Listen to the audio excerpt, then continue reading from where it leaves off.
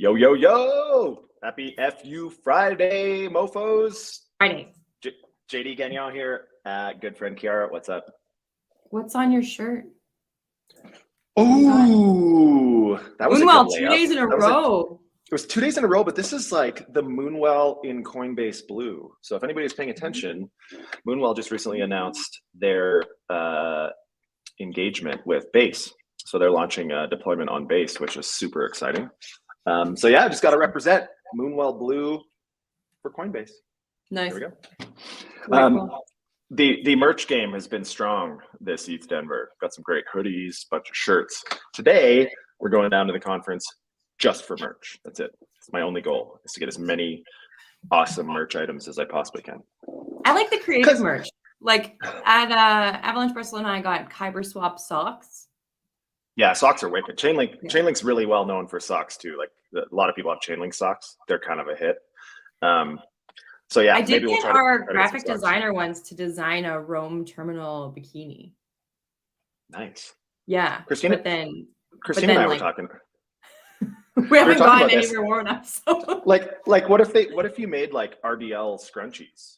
Or like, yeah, exactly. I was joking, but like we could brand like straighteners and give them out. Like people give out ledgers and shit. We could just give out straighteners.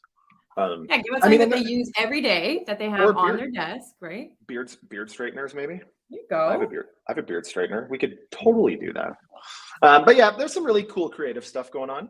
But I'm just like pretty old fashioned. I just like the shirts. I have to say though, the quality of merch is going significantly up in the last couple of years. Like no longer do you get these like boxy, unfitted t-shirts like you used to. This one's a little big. This was the only size they had, but they're nice and fitted. They're a soft material, stretchy. It's not that like plain old boring cotton that looks like you're wearing a bed sheet. So yeah, kudos to all the teams that are investing in good merch. But if you invest in good merch, we wear it, which is the actual point.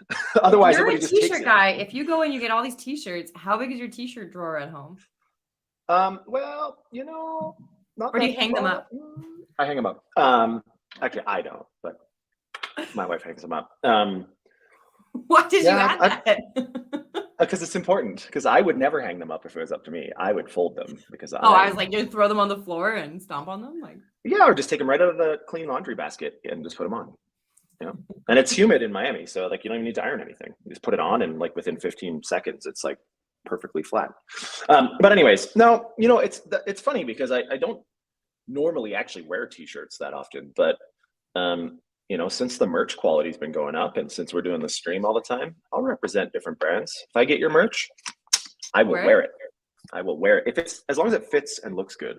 What I don't like is the merch that's like super busy and like ridiculous and has stupid pictures. Although there's some pretty funny taglines and different things that you can put on some of these merch things that I would totally wear.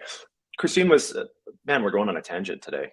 But you know, it is FU Friday, so FU to the structure and schedule of this stream too. But we were talking about, actually, I don't remember where I was going to go with this now. Got too excited. Yeah, you got really excited. That's a really good point. I was fired up to tell you something and I completely forgot. I'll think of it in a second. Anyways, fuck it. Let's move on to the news of the day. The news. Okay, I'm just going to keep this Silvergate thing going forever. Yeah, well, Silvergate, it continues. It's important because, you know, we kind of talked about it yesterday and suggested maybe don't speculate until more information comes out, right?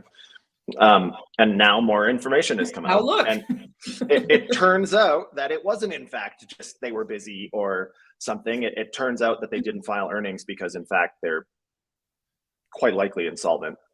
Again, this is all anecdotal. I have no like inside information on this whatsoever. An attorney? I'm not an attorney, and this is not financial advice. But I think it is pretty interesting because Silvergate was one of the larger, you know, banking institutions supporting crypto, and of course they had some massive clients, i.e., Coinbase, which has 110 million clients, and I think Silvergate was responsible for a lot of their banking facilitation. So I'm not certain of that exactly, where Silvergate factored into Coinbase, but it's a big deal. And so, yeah, we'll have to wait and see kind of what the actual fallout is. The thing is, Silvergate doesn't necessarily impact retail investors that much. Like chances are you didn't even know Silvergate was the banking engine underneath the hood, right? It's just something that enables the payment transaction or the payment flow. But anyways, interesting. It'll be interesting to see what happens. I have no clue what the dollar followed is, but on the heels of this, and there could be many other reasons for this kind of price decline on the markets as a whole, but 24 billion off the market cap of BTC and ETH, like almost instantly when this came out. So if you look at any of the charts from earlier today, a few hours ago, there's like a giant down candle on pretty much every asset, and a lot of that was instigated by this news this morning, just that Silvergate was out and probably insolvent and so on. So can we run through the FUD of this a little bit, just because it is FU Friday and I want to clear up the FUD about it? Yeah, the biggest headline is Forbes' latest crypto collapse. Has crypto collapsed, JD?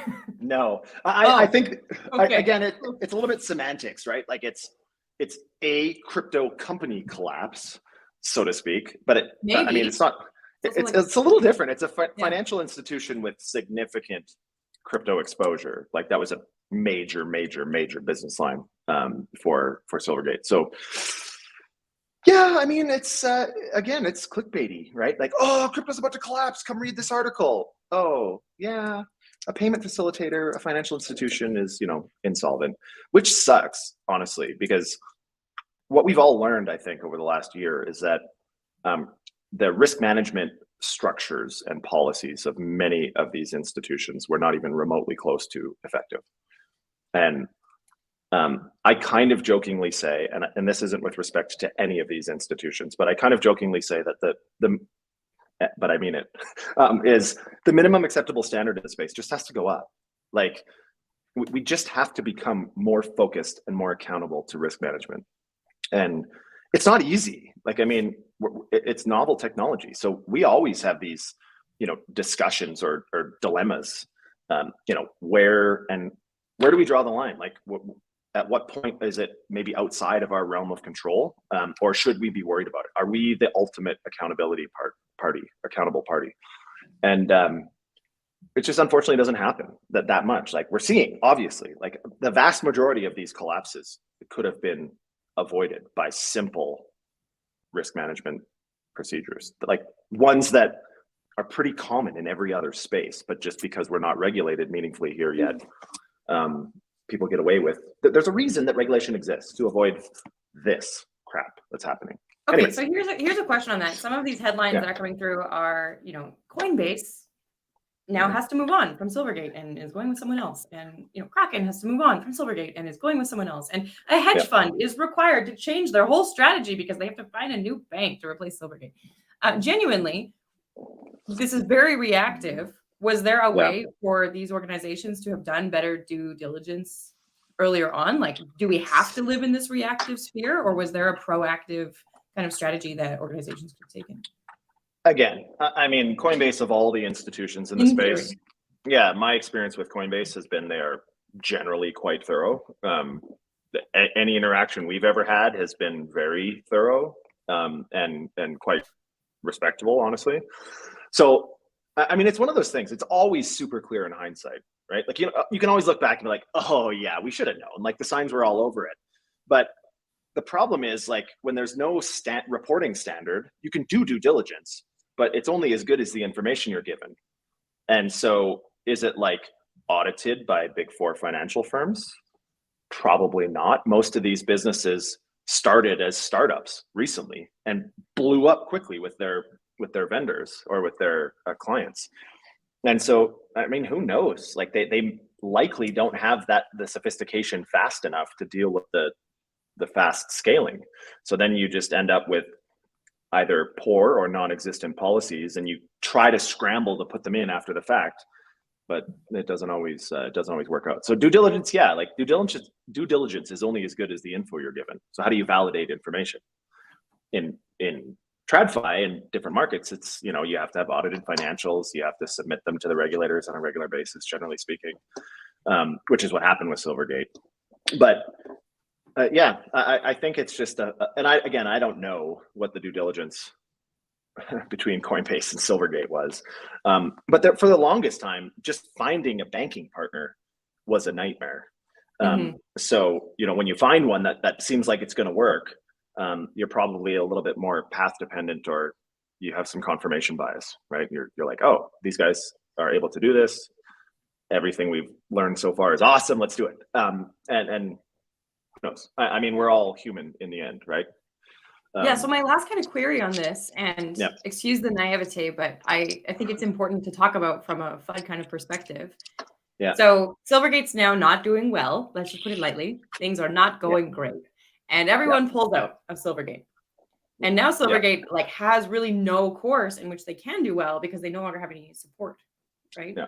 Is this a different type of opportunity? Maybe Silvergate's not the best example, but when we are being reactive like this, are we kind of electing the demise of an organization, or was there no comeback anyway? This is like, you can kind of align this with like the prisoner's dilemma of sorts. So like, if we were to see that a banking institution like this was to have issues, and all of us agreed, okay, let's not withdraw, let's not sink the ship faster than it needs to, let's let them, have an opportunity to restructure, or go into Chapter 11 and have a new CEO come in, trustee come in, and figure out how the bankruptcy stuff should work.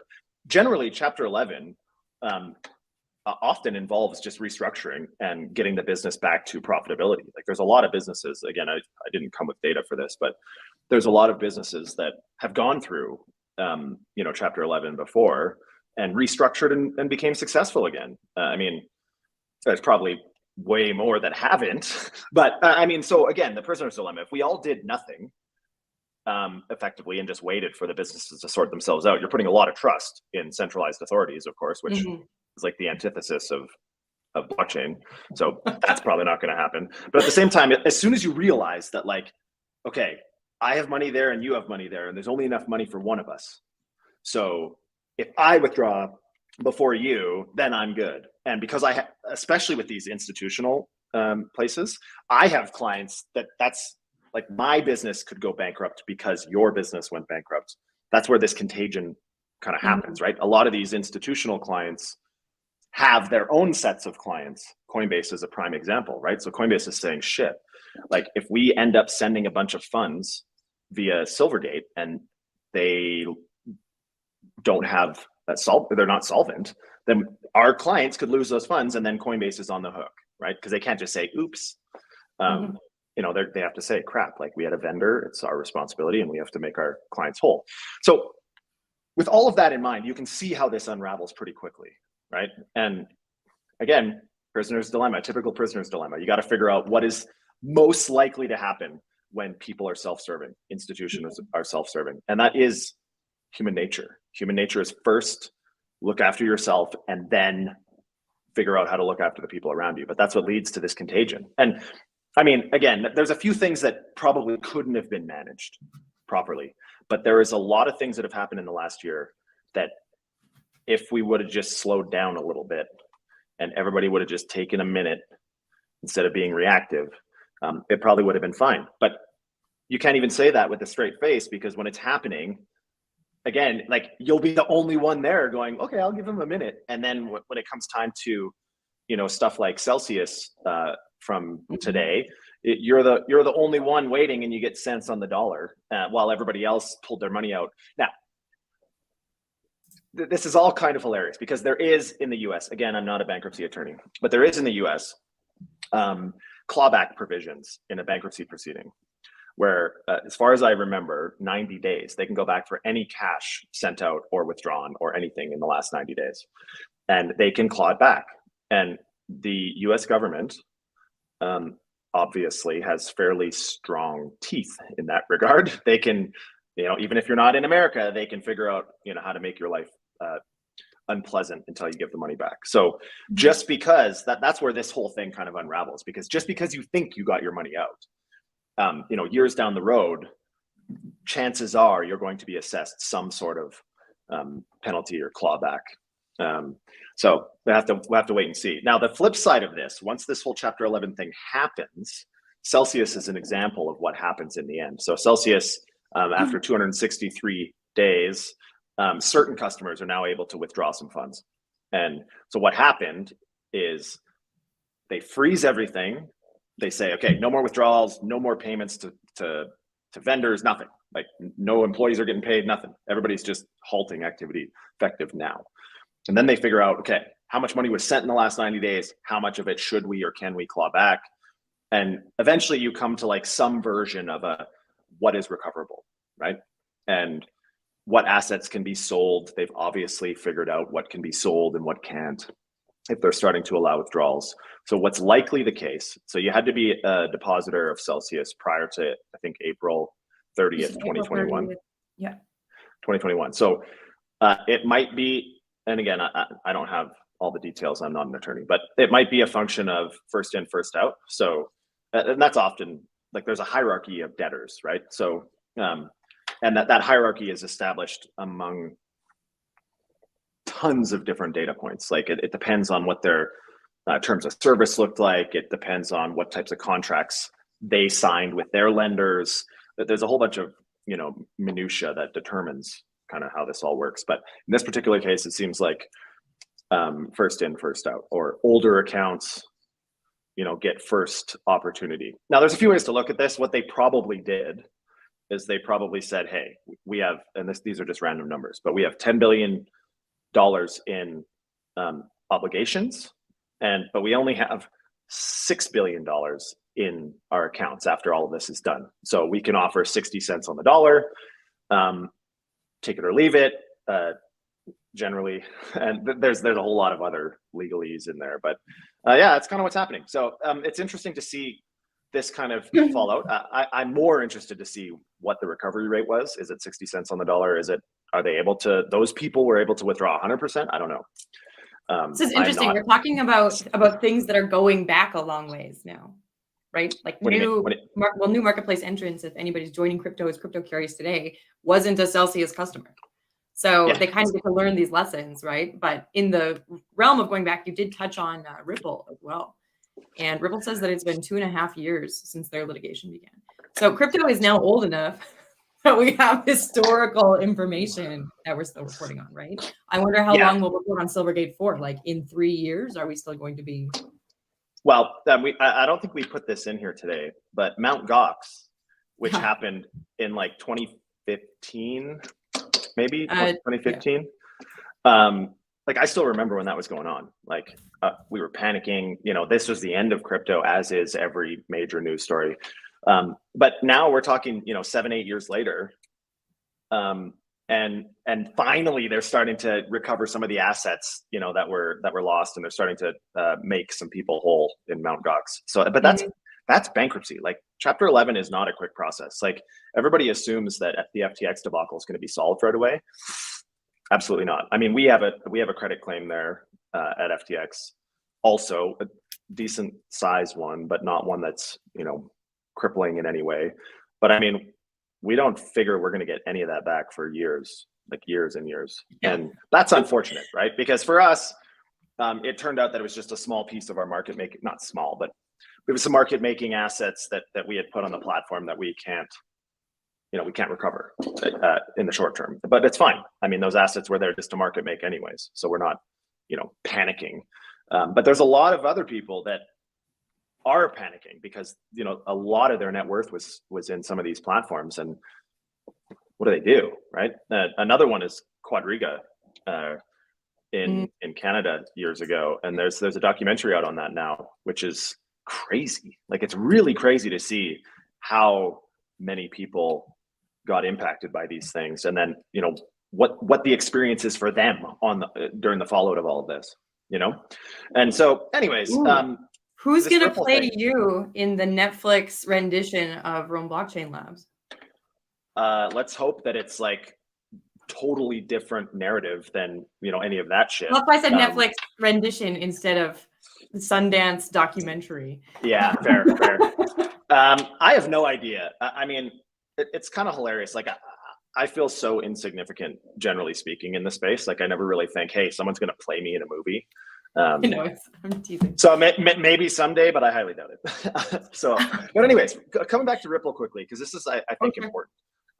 So I was actually speaking with Brad not that long ago, and he was talking about, kind of his philosophy around this litigation and different things. And I'm going to paraphrase, and don't quote him on any of this, but essentially, like, part of the reason that they're pursuing this, that they could have settled long time ago for probably a fraction of the amount that they've spent in legal fees. Their legal fees for Brad personally are north of 100 million, I believe, and for Ripple as an institution are well north of 100 million.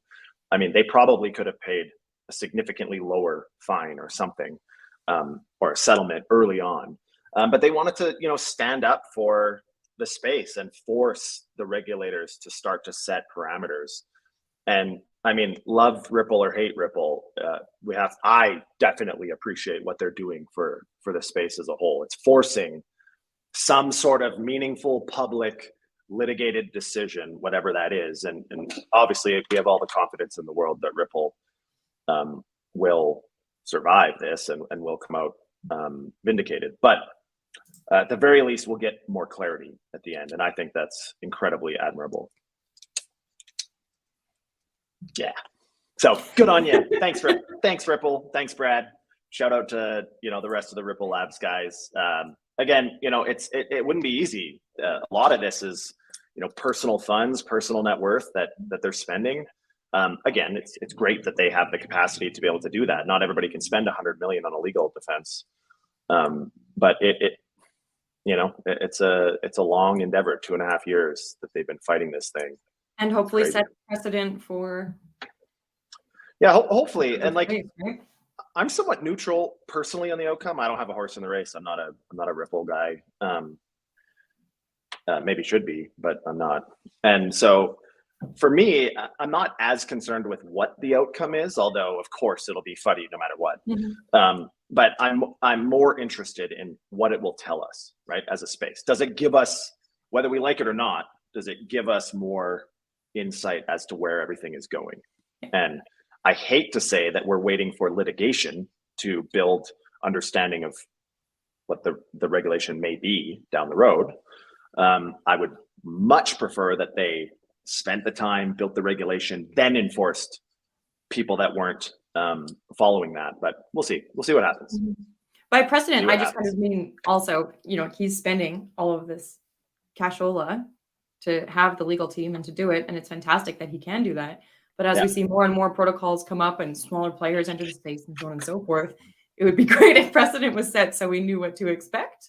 And also, well, yeah, because like even us, right, as an organization, like, yeah, we could probably weather some legal storms, of course, but I mean, we definitely don't have 100 million to defend against the SEC. I mean, even institutions like Kraken, like they settled for 30 million because if you look at the Ripple as an example, what are you going to do? Spend 500 million defending yourself? Like, and it's kind of laughable. And I mean, Kraken came out with kind of an interesting comment. Like if it was as simple as just filling out a form online, obviously we would all do it, but it's not that simple. And so my biggest criticism has been, if you want to tell us that this stuff is wrong based on your enforcement actions, then you can't do that while not at the same time, in my opinion, saying this is how things should be done. Here's an example. Here's a path you can follow to be compliant in crypto. Because right now they're saying, well, just follow, generally, they're saying just follow the securities laws. Well, it's not apples to apples. You can't just do everything the way securities are done to begin with, at least without some adjustments from the regulator's perspective on how you get applications done and approvals and what that looks like. I mean, currently, if you were the only platform that was to say, okay, we accept that you think that everything is securities. If you're a new startup, I mean, you're the only one. If you're the only platform that is saying, okay, we're a security. We'll accept that we're a security.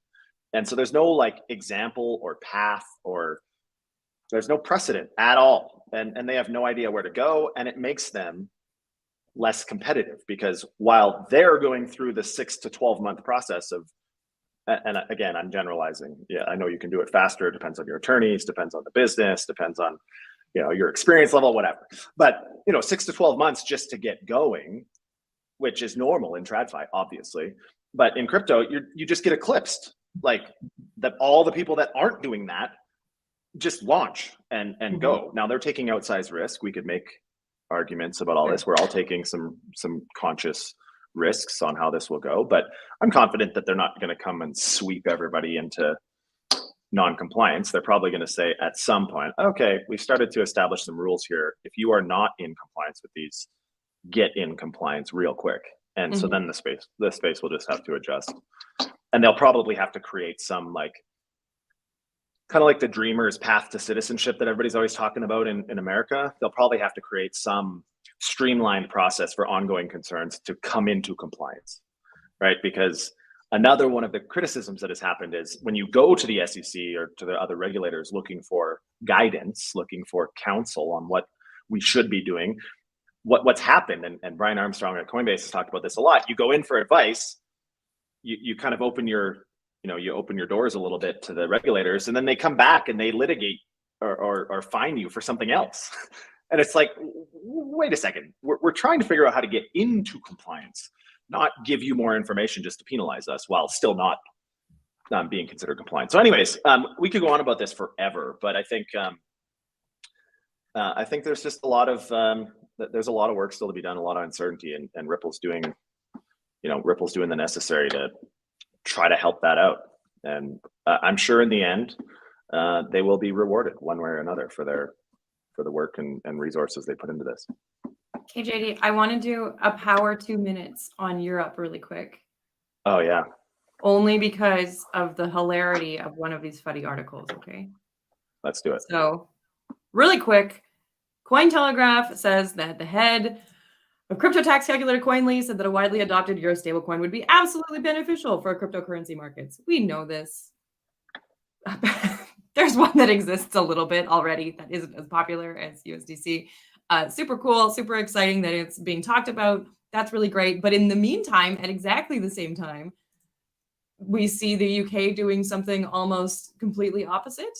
So HSBC nationwide and potentially other banks have restricted crypto movement. So this is my summary of it, but depending on what type of account you have, depending on how much money you have in your account, you will only be able to move around 100 pounds to 5,000 pounds daily. That is a lot of limitation depending on how much crypto you have. Yeah. And also there's not, I mean, surely in the terms and conditions, it says a lot about what expenditure looks like and what movement looks like. And so you'll need to check with your bank to figure that one out. But what really got me here is that the author of this Crypto Daily article, Lori. This joke is hilarious, but yeah. I just want to give him credit for clearing the FUD up really quick in his own article. Thanks, Lori, for that. Yeah, I mean, the Euro thing is interesting, right? Like the European Union, the UK, et cetera. We were talking earlier when we were talking about, kind of regions that were leaning into crypto regulation. This is kind of what everybody's worried about, right? Mm-hmm.